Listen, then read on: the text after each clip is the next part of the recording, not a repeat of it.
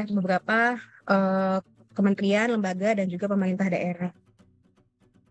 Ya, sebelumnya mungkin ini kami paparkan profil aparatur sipil negara pada saat ini, yang mana datanya ini adalah per 1 Agustus tahun 2023 yang kami dapatkan dari Badan Kepegawaian Negara, bahwa per 1 Agustus 2023 jumlah ASN-nya sebanyak 4.293.000, yang mana 88%-nya ini terdiri dari PNS dan 12%-nya ini terdiri dari P3K. Untuk persentase instansi pusat dan instansi daerah sendiri, untuk di instansi pusat itu PNS-nya ada sekitar 24%, dan P3K-nya itu ada 5%, sedangkan di instansi daerah PNS-nya itu jumlahnya ada 3.076%, dan untuk di P3K-nya itu jumlahnya 95%. Untuk gender sendiri ini masih perbedaannya tidak terlalu signifikan, Bapak Ibu. 55% terdiri dari wanita dan 45% terdiri dari pria. Dengan jenjang pendidikan mayoritas itu adalah sarjana. Dan untuk jabatan per 1 Agustus saat ini kondisi ASN di Indonesia itu didominasi oleh jabatan fungsional, yang mana mungkin ini juga menjadi dampak dari hasil kemarin kita melakukan penyetaraan seperti itu ya Bapak Ibu. Dan disusul oleh jabatan pelaksana dan juga jabatan struktural. Dari segi usia, rentang usia dari profil ASN pada saat ini didominasi dari usia 41 sampai 50 tahun sebesar 31,79%, dan disusul oleh usia 51 sampai 60 tahun di sebesar 31,19%, dan selanjutnya itu ada di usia 31 sampai 40 sebesar 26,85%. Dari kondisi ini kami bisa melihat gitu ya, atau melakukan penganalisaan gitu ya Bapak Ibu, bahwa memang saat ini kondisi ASN banyak yang sudah memasuki menjelang usia masa pensiun. Dari segi jenis jabatannya gitu ya Bapak Ibu, ini ada GF medis dan nakes, guru dan teknis, dan juga dosen. Dan saat ini dominasinya itu adalah guru dengan jumlah PNS sebesar 1,2 juta dan P3K-nya itu adalah 334.000. Ini memang dikarenakan kebutuhan guru yang sangat banyak sampai ke pelosok daerah, dan juga masih sampai saat ini pun juga masih banyak terpenuhi. Untuk rencana kebijakan pemenuhan ASN tahun 2023 sampai dengan 2030, pemerintah masih memprioritaskan di 2 sektor pelayanan dasar, yaitu sektor pendidikan dan juga sektor kesehatan, yang mana sektor pendidikan ini mencakup tenaga guru di Pemda, tenaga guru di instansi pusat, dan juga tenaga dosen. Yang mana untuk datanya ini kita masih menggunakan data dari Kemenbudristek dan juga Kemenak. Untuk kesehatan, sektor kesehatan ini mencakup tenaga kesehatan di instansi pemerintah daerah dan juga instansi pusat. Untuk kedua sektor ini kami masih menerapkan kebijakan positive growth. Positive growth di sini artinya adalah kebutuhan yang ditetapkan oleh Menpan dan juga diusulkan oleh masing-masing instansi ini bisa lebih dari jumlah batas usia pensiun. Jadi misalkan di daerah tersebut yang mau pensiun adalah sebanyak 100 guru gitu ya, tapi kebutuhannya ada 200 guru, maka instansi diperbolehkan untuk mengusulkan sampai maksimal 200 guru tanpa dengan memperhitungkan BUP-nya juga. Selain sektor pendidikan dan juga sektor kesehatan, Menpan juga memiliki kebijakan terkait tenaga teknis fungsional dan juga tenaga teknis pelaksana, yang mana untuk tenaga teknis fungsional ini kebijakannya adalah zero growth, yang mana kami mengacu pada proyeksi BUP selama 10 tahun yang dimiliki oleh BKN datanya. Dan untuk tenaga teknis pelaksana, yang mana ini nomenklaturnya sudah kami sesuaikan dalam Permenpan 45 tahun 2022, sebelumnya itu adalah Permenpan 41. Setelah itu kami sesuaikan di Permenpan 45 tahun 2022, sehingga ada beberapa penyesuaian nomenklatur terkait tenaga teknis pelaksana.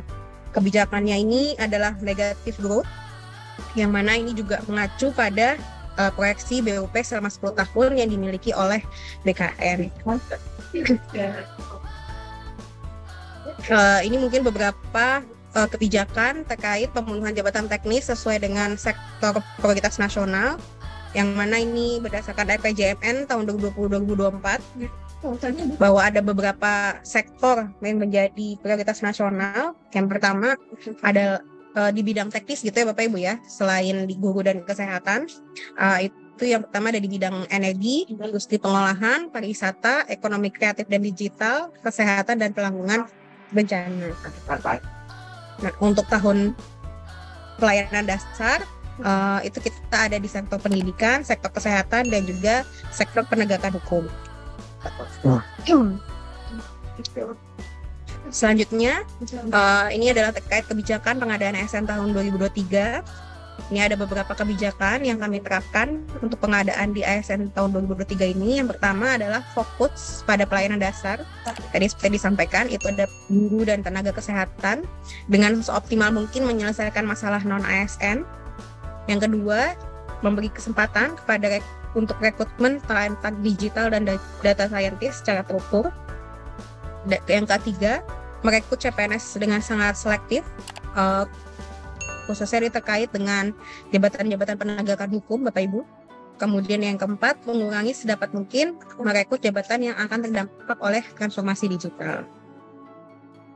Berdasarkan kebijakan-kebijakan itu, Menpan telah menghitung gitu ya kebutuhan ASN secara nasional pada tahun 2023. Ini yang sudah kami tetapkan dan juga sudah kami hitung dan kami tetapkan serta kami sampaikan kepada Kementerian Keuangan bahwa jumlah kebutuhan di pusat itu berjumlah sekitar 81.000, sedangkan untuk di pemerintah daerah jumlahnya itu adalah sekitar 943.373. Sedangkan untuk alokasi PNS untuk lulusan sekolah kedinasan itu jumlahnya adalah 6.259, sehingga total kebutuhan ASN tahun 2023 secara nasional itu adalah sekitar 1.030.751. Rinciannya seperti bagaimana disampaikan di layar Bapak Ibu sekalian. Jadi untuk di pusat kita menjabarkan lagi untuk kebutuhan CPNS dosen, CPNS tenaga teknis, P3K dosen, P3K tenaga guru, P3K tenaga kesehatan, P3K tenaga teknis lainnya. Dan untuk di daerah kami menjabarkan lagi menjadi P3K guru, P3K tenaga kesehatan, P3K tenaga teknis lainnya.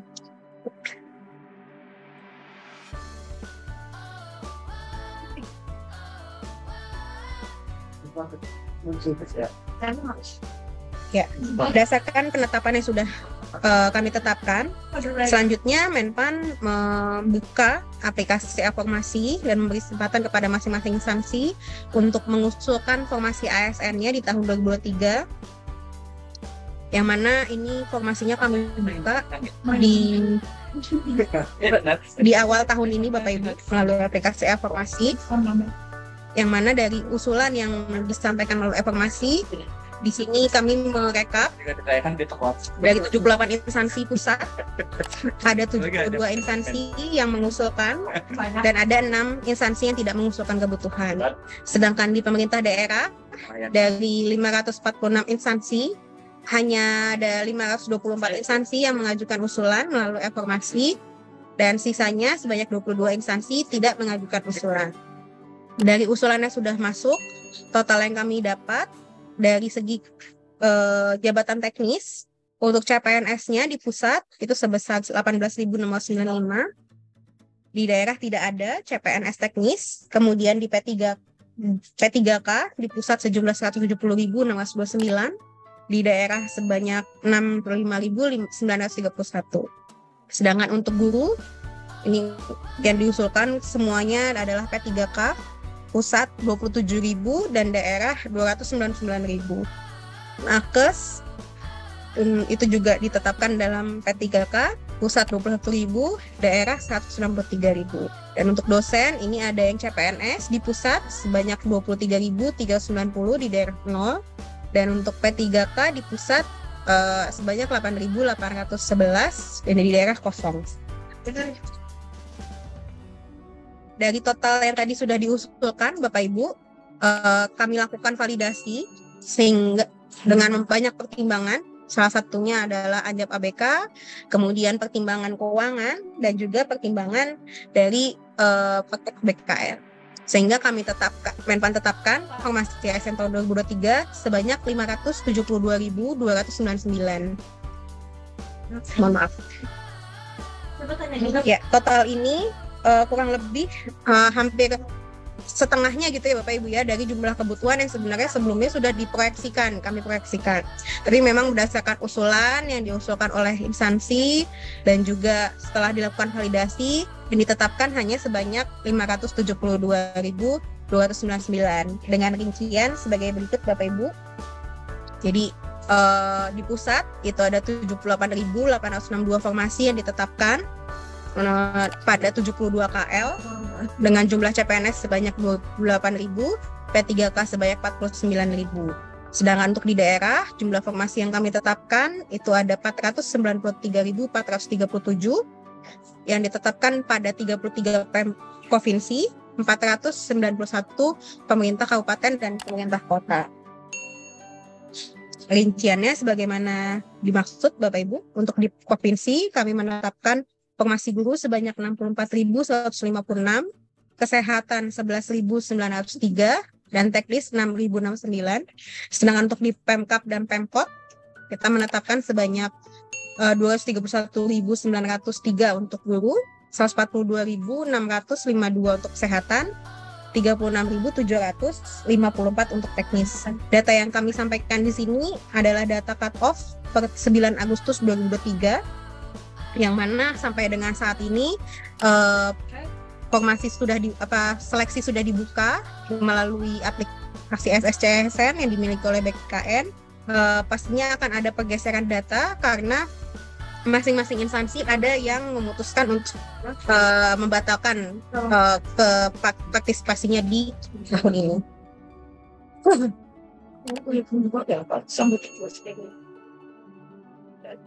Ya, selanjutnya kita merambah ke kebijakan terkait keputusan Menteri Pan-RB tentang mekanisme seleksi CASN tahun 2023.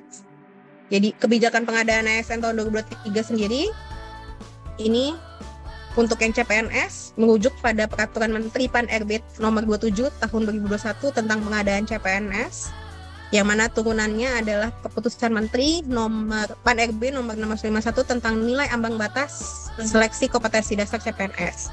Sedangkan untuk seleksi P3K, Pan-RB menetapkan kebijakan yaitu Peraturan Menteri Pan-RB nomor 14 tahun 2023 tentang pengadaan P3K untuk jabatan fungsional. Ini untuk semuanya Bapak Ibu, untuk nakes, teknis, dan juga guru. Yang mana turunannya ini ada 6 kebijakan turunan. Yang pertama, keputusan Menteri Pan-RB nomor 648 tentang mekanisme seleksi P3K untuk jabatan fungsional tahun anggaran 2023. Yang kedua, keputusan Menteri nomor 649 tentang mekanisme seleksi P3KJF guru pada instansi daerah tahun 2023. Yang ketiga, keputusan Menteri Pan-RB nomor 650 tentang persyaratan wajib tambahan dan seleksi dan sertifikat kompetensi sebagai penambah nilai. Yang keempat, keputusan Menteri Pan-RB 652 tentang nilai ambang batas seleksi kompetensi P3K. Yang kelima, keputusan Menteri Pan-RB nomor 653 tentang nilai ambang batas seleksi kompetensi P3KJF dosen. Yang keenam, keputusan Menteri Pan-RB nomor 654 tentang persyaratan STR untuk mendaftar pada JF Nakes P3K. Selanjutnya mungkin ini sedikit penjelasan ya Bapak Ibu terkait Permenpan nomor 27 tahun 2021 terkait mekanisme pengadaan CPNS, bahwa formasi dibagi kepada 2 jenis formasi, ada formasi umum dan juga formasi khusus, yang mana formasi khusus ini dikhususkan gitu ya bagi putra-putri lulusan terbaik atau cum laude. Ini ditetapkan 10% di instansi pusat. Kemudian yang kedua itu adalah diaspora untuk Jangan dulu ya, ngurusin bangsa dan negara ini. Kemudian yang ketiga, ini adalah formasi untuk putra-putri Papua dan Papua Barat. Dan yang terakhir adalah untuk penyandang disabilitas minimal 2% di tiap instansi. Keduanya, baik formasi umum maupun formasi khusus, ini ketentuannya adalah melakukan seleksi. Ada 3 tahapan seleksi. Yang pertama adalah seleksi administrasi, yang kedua seleksi kompetensi teknik, seleksi kompetensi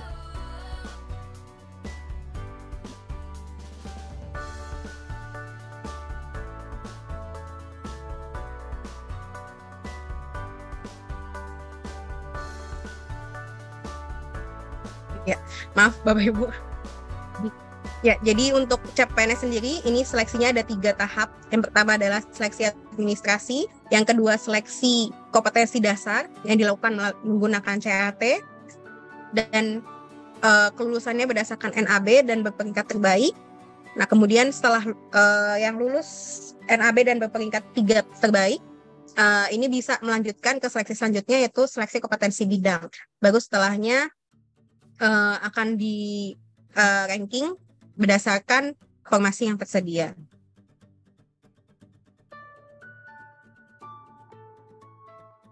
Ya, selanjutnya terkait mekanisme pengadaan P3K yang kami tuangkan dalam Permenpan RB nomor 14 tahun 2023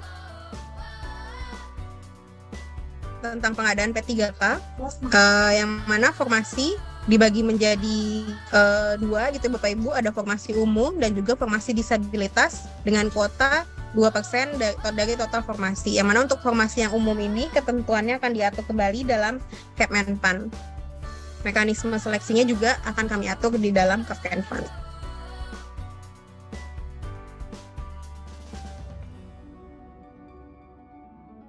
Ya, selanjutnya ini adalah terkait pokok-pokok substansi Keputusan Menteri Nomor 659 terkait mekanisme seleksi P3KJF guru yang terbagi menjadi formasi khusus dan juga formasi umum. Yang mana formasi khusus itu dapat dilamar oleh 1 pelamar prioritas, yang mana pelamar prioritas ini adalah pelamar yang telah lulus passing grade di seleksi tahun 2021. Kemudian setelah itu bisa dilamar juga oleh ex-THK2 yang terdaftar di dalam database BKN. Dan yang ketiga, itu formasi khusus bisa didaftar oleh guru non-ASN di sekolah negeri yang terdata di Dapodik selama 3 tahun.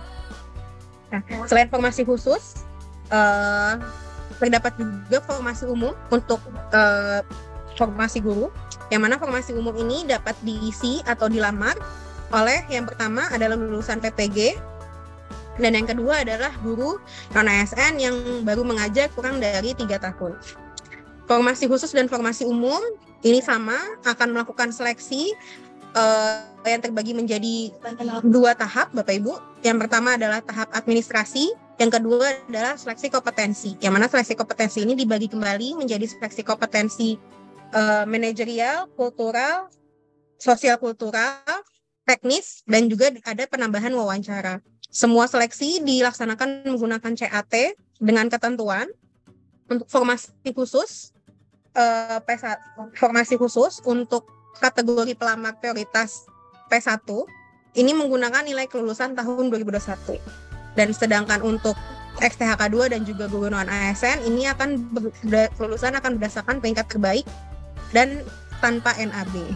Sedangkan untuk formasi umum ini akan kelulusannya berdasarkan nilai ambang batas dan berperingkat terbaik. Nah, ini adalah komposisi alokasi formasinya ya Bapak Ibu. Jadi apabila ada formasi yang tersedia di instansi terkait formasi guru, itu akan diutamakan gitu ya, diisi oleh P1, setelah itu diisi oleh THK2, baru apabila masih ada kosongan akan diisi oleh non-ASN di sekolah negeri yang sudah terdaftar di Dapodik. Nah, apabila masih ada kekosongan formasi, ini baru bisa dilamar oleh pelamar umum.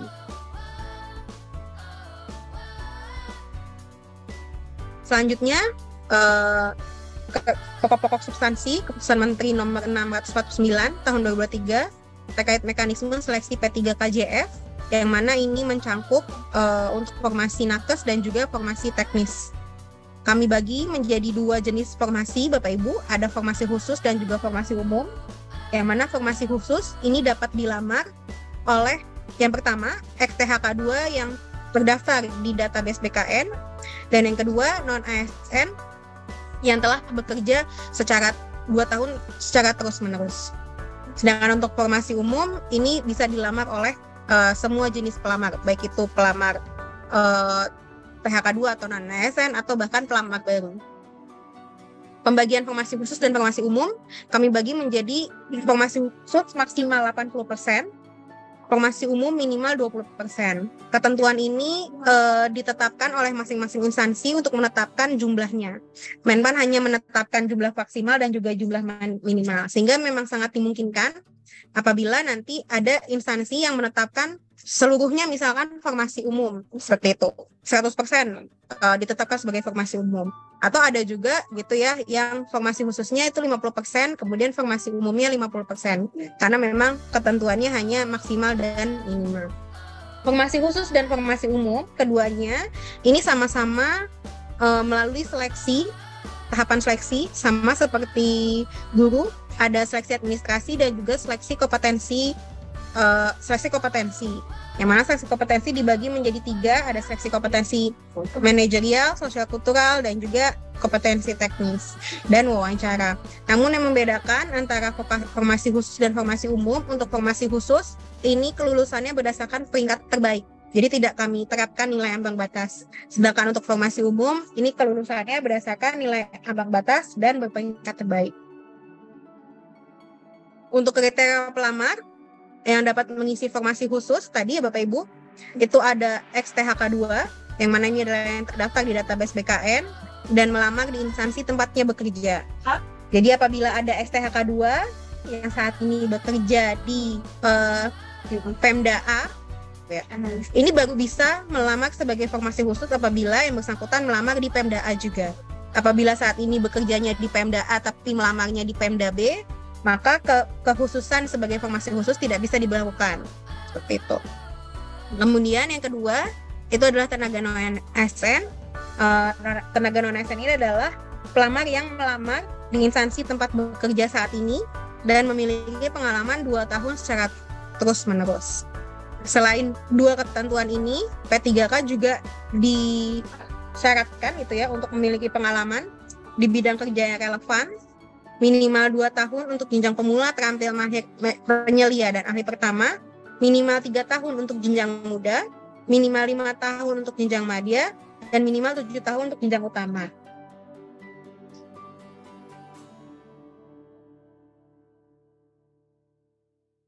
Yang mana pengalaman di bidang kerja yang relevan ini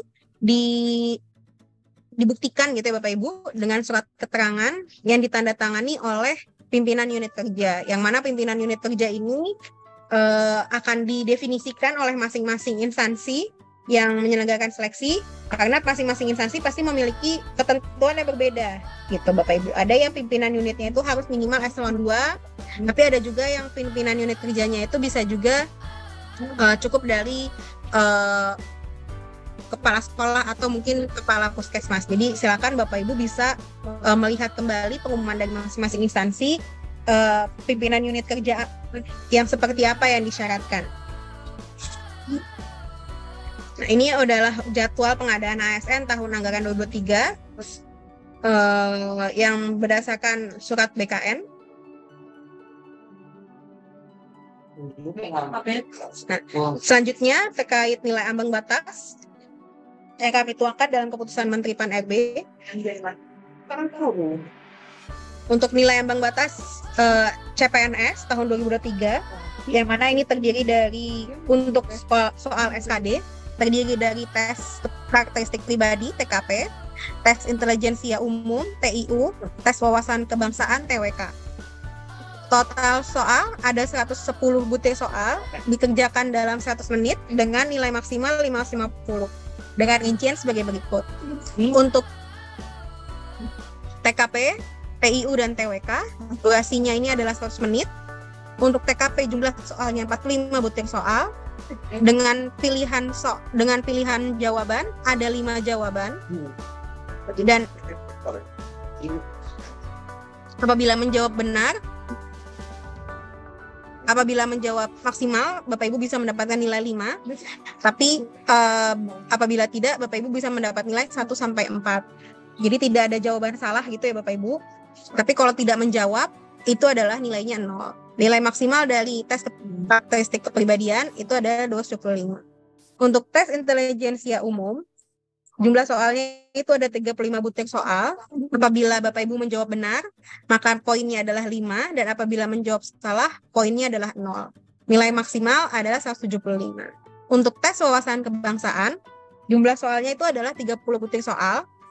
Apabila Bapak Ibu menjawab benar, maka nilainya adalah 5. Apabila Bapak Ibu menjawab salah atau tidak menjawab, maka nilainya adalah 0. Dengan total maksimal nilai ada 150. Ini adalah untuk soal SKD CPNS. Untuk nilai ambang batasnya Bapak Ibu, untuk penetapan kebutuhan umum, TWK-nya nilai ambang batasnya adalah 65, TIU 80, TKP 166. Untuk nilai total tidak kami tetapkan nilai ambang batasnya. Tapi untuk penetapan kebutuhan khusus disabilitas, nilai ambang batasnya itu adalah di TIU sebesar minimal 60, dan dengan total SKD tidak boleh kurang dari 286. Untuk penetapan kebutuhan khusus cum laude, TWK dan TKP tidak ada nilai ambang batas. Yang ada nilai ambang batas adalah TIU sebesar 85, dengan total nilai SKD tidak boleh kurang dari 311. Untuk penetapan kebutuhan khusus diaspora, untuk sama TWK dan TKP-nya tidak ada nilai ambang batas, sedangkan untuk TIU itu minimal 85, dengan total nilai SKD-nya tidak boleh kurang dari 311. Dan untuk penetapan kebutuhan khusus putra putri Papua dan Papua Barat, sama TWK dan TKP-nya tidak ada nilai ambang batas, TIU-nya minimal 60, dengan total SKD tidak boleh kurang dari 286.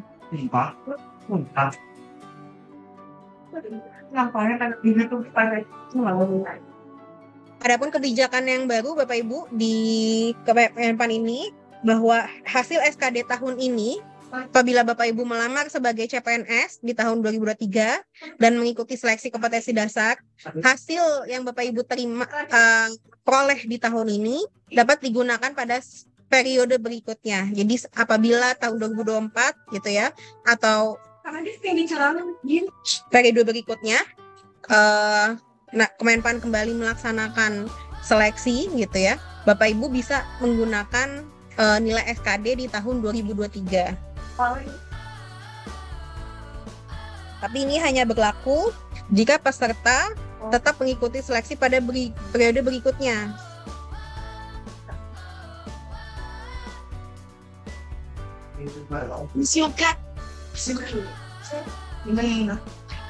Selanjutnya adalah NAB terkait seleksi kompetensi P3K tahun 2023. Ya, yang pertama, sebelum ke NAB, kami akan menjelaskan terkait bobot soal P3K tahun 2023, yang mana terdiri dari kompetensi teknis, kompetensi manajerial, kompetensi sosial kultural, dan wawancara. Total soal yang akan Bapak Ibu kerjakan itu adalah sebanyak 145 butir soal yang dikerjakan dalam waktu 130 menit dengan nilai maksimal sebesar 670. Rinciannya sebagai berikut. Kompetensi teknis, kompetensi manajerial, dan kompetensi sosial kultural dikerjakan dalam durasi 120 menit. Dalam 120 menit, Bapak Ibu akan mengerjakan kompetensi teknis sebanyak 90 butir soal, yang mana bobot nilainya itu adalah apabila Bapak Ibu menjawab benar nilainya 5, apabila menjawab salah atau tidak menjawab, nilainya adalah 0. Nilai maksimal adalah 450. Sedangkan untuk kompetensi manajerial, itu sebanyak 25 butir soal, dengan pilihan jawaban 1-4, tidak ada jawaban salah, tapi apabila Bapak Ibu tidak menjawab, maka nilainya adalah 0. Kompetensi sosial kultural, ada 20 butir soal, dengan pilihan jawaban 1-4, tidak ada jawaban salah, tapi apabila Bapak Ibu tidak menjawab, maka nilainya adalah 0. Dengan akumulasi antara kompetensi manajerial dan kompetensi sosial kultural, nilai maksimalnya adalah 180. Selain kompetensi teknis, manajerial, dan sosial kultural, Bapak Ibu juga akan mengerjakan terkait wawancara, soal terkait wawancara selama 10 menit dalam 10 butir soal, yang mana pilihan jawabannya itu ada 4, 1 sampai 4, dan tidak ada jawaban salah. Apabila Bapak Ibu tidak menjawab, maka nilainya 0. Dengan nilai maksimalnya adalah 40. Dari bobot soal tersebut, Menpan telah menetapkan nilai ambang batas. Untuk seleksi kompetensi teknis, nilai maksimal 450, nilai ambang batasnya sesuai lampiran Kepmen, disesuaikan dengan masing-masing jabatan yang Bapak Ibu lamar. Karena masing-masing jabatan memiliki nilai ambang batas kompetensi teknis yang berbeda. Bapak Ibu bisa langsung merujuk kepada lampiran Kepmen terkait nilai ambang batas P3K, seleksi kompetensi P3K tahun 2023. Untuk seleksi kompetensi manajerial dan sosial kultural, nilai maksimal 180, nilai ambang batasnya itu adalah 117. Dan untuk wawancara, nilai maksimalnya adalah 40, nilai ambang batas yang harus dipenuhi minimal adalah 24. Demikian Bapak Ibu yang bisa kami sampaikan terkait kebijakan kebijakan seleksi ASN tahun 2023. Selanjutnya mungkin akan kami serahkan kembali kepada moderator. Terima kasih.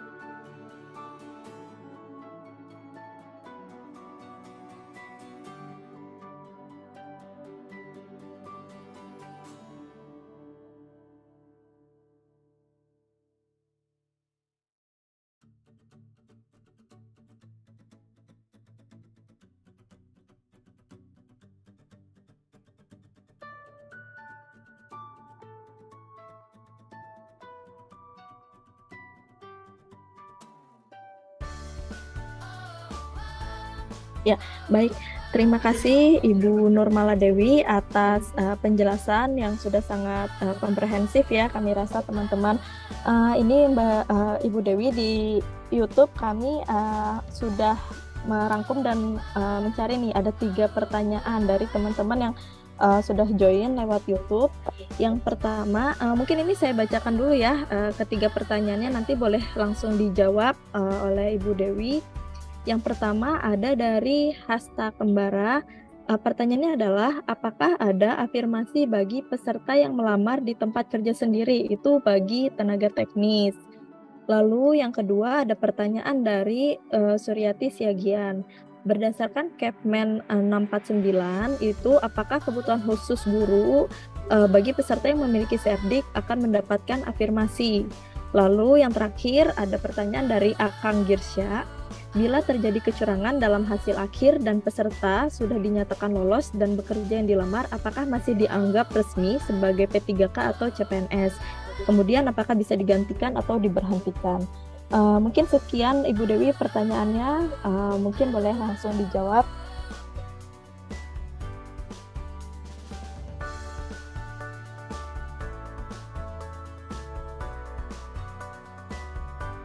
Baik, terima kasih Bapak Ibu atas pertanyaannya. Izin menjawab. Yang pertama tadi adalah terkait pelamar yang saat ini sudah bekerja di instansi pemerintah. Apakah ada afirmasi gitu? Nah, untuk seperti kebijakan yang sudah kami sampaikan bahwa tahun ini Menpan memang memprioritaskan gitu ya terkait pelayanan dasar. Yang pertama itu adalah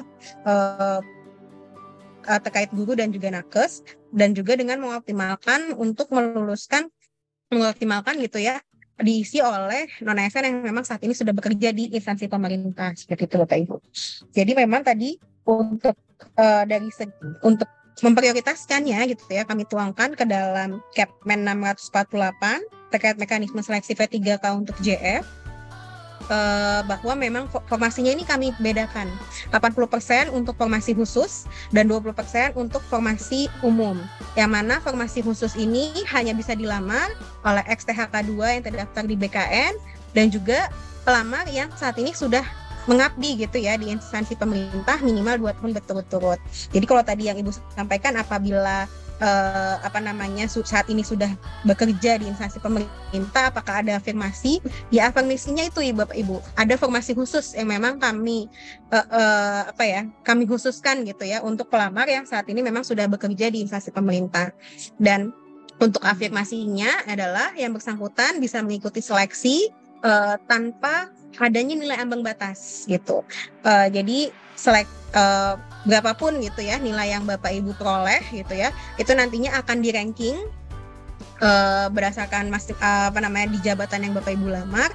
Nah, yang peringkat tertinggi itulah yang akan diterima sebagai ASN. Jadi tidak ada lagi nilai ambang batas untuk di formasi khusus. Jadi mungkin yang di sini kami tekankan gitu ya, dipastikan saja bahwa Bapak Ibu yang sudah melamar, yang sudah saat ini sudah bekerja di instansi pemerintah, monggo dimaksimalkan gitu ya privilege-nya untuk melamar di formasi khusus gitu. Karena apabila Bapak Ibu saat ini sudah bekerja di instansi pemerintah tapi melamarnya di formasi umum, maka privilege-nya ini nggak dapat gitu ya terkait nilai ambang batas ini. Tapi kalau Bapak Ibu memang saat ini sudah bekerja di instansi pemerintah dan melamar di formasi khusus, maka privilege-nya adalah tadi tidak dikenakan nilai ambang batas. Kelulusan berdasarkan rankingan nilai tertinggi seperti itu. Kemudian izin Bu Fatima, mungkin yang pertanyaan kedua tadi bisa diulang? Ya, izin pertanyaannya tadi adalah berdasarkan Kepmen Pan-RB nomor 649 itu, apakah kebutuhan khusus guru yang memiliki Serdik itu akan mendapatkan afirmasi? Jadi ini untuk tenaga guru Mbak Dewi. Baik, terima kasih. Ini terkait guru yang memiliki sertifikat pendidik ya Bapak Ibu. Jadi apabila guru yang bersangkutan gitu ya, yang memiliki sertifikat pendidik melamar pada formasi umum gitu ya, maka serdik ini akan kami berikan rewards gitu ya, yang mana dia nilai kompetensi teknisnya itu akan nilai maksimal yaitu 100%. Nah, sedangkan apabila guru ini melamarnya pada formasi khusus, maka ketentuan serdiknya ini tidak berlaku karena memang tidak ada nilai ambang batas gitu ya untuk formasi khusus guru. Tapi kalau apabila guru yang memiliki serdik ini melamarnya di formasi umum, maka ini akan kita berikan reward dengan kami berikan nilai maksimal yaitu 100% untuk nilai kompetensi teknisnya. Seperti itu Bu Fatimah. Mungkin untuk yang pertanyaan selanjutnya. Ya, baik. Terima kasih Bu Dewi. Yang terakhir,